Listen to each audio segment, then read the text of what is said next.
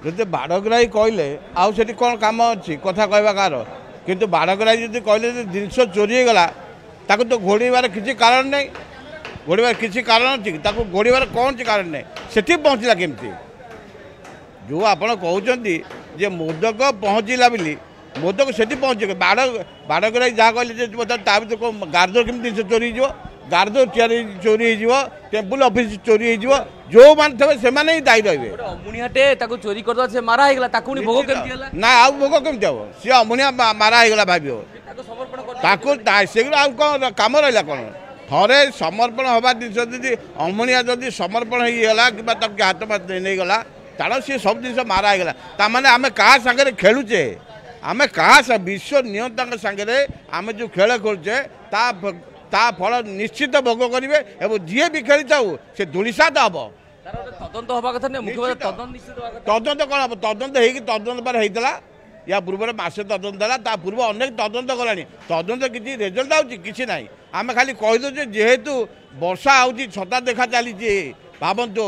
କ'ଣ ଚାଲିଛି ୟା ଭିତରେ କ'ଣ ଚୋରି ନ ହେଉଛି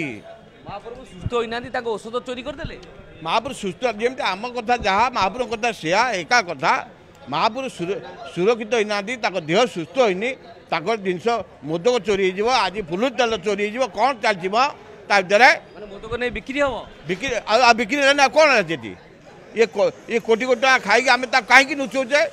ସେ ପ୍ରଶାସକ କୁହନ୍ତୁ ଯିଏ କାହିଁକି ତାକୁ ନୁଚଉଛନ୍ତି ସେଥିପାଇଁ ଯେଉଁଠି ଥିଲା ସେଠି କିଏ କିଏ ଇନଭଲ୍ଭ ଅଛନ୍ତି ତାପରେ ବିଧିବଦ୍ଧ ତଦନ୍ତ ହଉ ଏବଂ ତାକୁ ଆରେଷ୍ଟ କରାଯାଉ ଆମେ ଦେଖିଛେ ଅଣସର ଘର ଭିତରେ କେବଳ ଦଇତାପତି ଛଡ଼ା ଆଉ କେହି ଯାଇପାରନ୍ତିନି କେହି ଯାଇପାରିବେ ଆମମାନେ ଯାଇପାରିବୁନି ତାଙ୍କ ଦାୟିତ୍ୱ ସେଇ ମାସଟା ତାଙ୍କ ସମ୍ପୂର୍ଣ୍ଣ ଦାୟିତ୍ୱ ସେ ଭିତରେ ତା ଦାୟିତ୍ୱ ଭିତରେ ଜିନିଷ ଚୋରି ହେଇଯାଉଛି ଭଲ କଥା ଚାଲିଛି ଆଉ ନେଲା କିଏ ଯିଏ ଥବ ତା ଦାୟିତ୍ୱରେ ସିଏ ନେଇଥିବ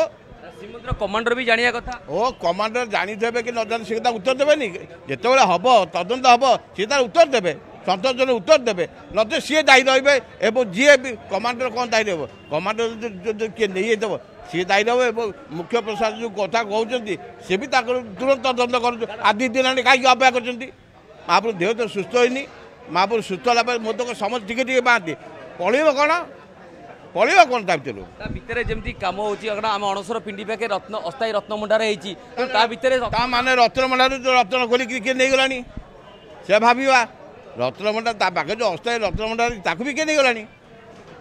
ତାମାନେ ସେଠି ଯଦି ସିସି କ୍ୟାମେରା ବନ୍ଦ ଅଛି ଯଦି ମହାପ୍ରଭୁଙ୍କର ଗୁପ୍ତ ନୀତି ଚାଲିଛି ସେଠି ସିସି କ୍ୟାମେରା ବନ୍ଦ ରହିବ ନିଶ୍ଚିତ ଭାବରେ ପ୍ରଶାସକ ଆଗୁଆ ତଦନ୍ତ କରିବା କଥା ନ କରି ଖାଲି କହୁଛନ୍ତି ଏଇଟା ଠିକ ନୁହଁ ମିଛ କଥା କହୁଛି ମିଛ ବାଡ଼ଗ୍ରାହୀ ମିଛ କଥା ବାଡ଼ଗ୍ରାହୀ ଧରୁନାହାନ୍ତି ପଚାରୁନାହାନ୍ତି କିଏ ତମେ କାହିଁ ମିଛ କହିଲ ବୋଲି ତାଙ୍କୁ ପଚାରୁନାହାନ୍ତି ଯଦି ଏତେ କଥା କହୁଛନ୍ତି ତାଙ୍କୁ ପଚାରନ୍ତୁ କିଏ ତମେ କାହିଁ ମିଛ କଥା କହିଲ ଜିନିଷ ତ ଅଛି ସେ ପ୍ରମାଣ ଦିଅନ୍ତୁ ଆପଣ ଦାବି କରିବେ ତଦନ୍ତ ହଉ ନିଶ୍ଚିତ ତଦନ୍ତ ହଉ ଯିଏ ଭୁଲ କରିବ ତାକୁ ଆରେଷ୍ଟ କରାଯାଉ